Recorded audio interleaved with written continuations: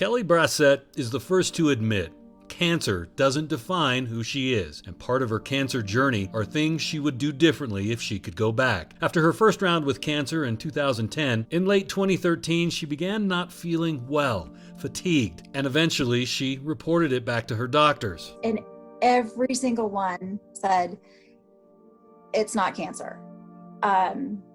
If it were cancer, you would be losing weight. If it were cancer, you wouldn't feel pain. If it were like every reason why it wasn't cancer. But there was something very small but still out of place. Her husband, Paul, had noticed.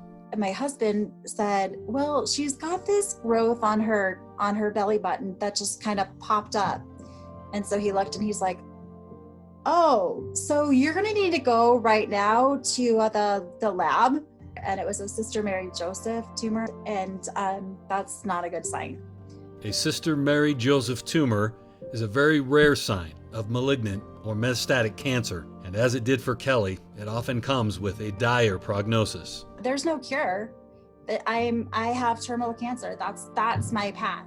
Then it was take the kids to Starbucks and we're going to have the cancer talk again. Her daughters, Katie and Allie, were 15 and 21. It's hard to be super emotional in a public place. So we're going to go to Starbucks and meet me at Starbucks, right? That's our place. And yeah, that was really hard. And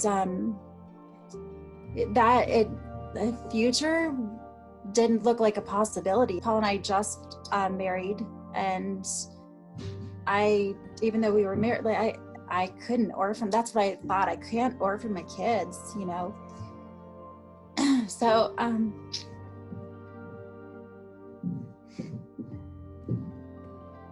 we just got through it. As a gynecologic oncologist, a grim prognosis is a reality Dr. Dirk Pickart has to share with patients too often. You know, the problem is we don't have a crystal ball when we treat cancer. And there's a wide variability on how people do. And you know, up front, most of the time, we're treating with an intent to cure, depending on the cancer type and stage. If it recurs, sometimes we have to tell people, look, you're not considered curable from our medical standards today in the world, but we have good treatment that can often keep you feeling good and potentially have you live for years yet. So Kelly had a choice to make, give up or fight. Coming up on News 5 at 5, find out how she tackled the next chapter of her cancer story. And for more of Kelly's story, head to the online version at yourhealthyfamily.com.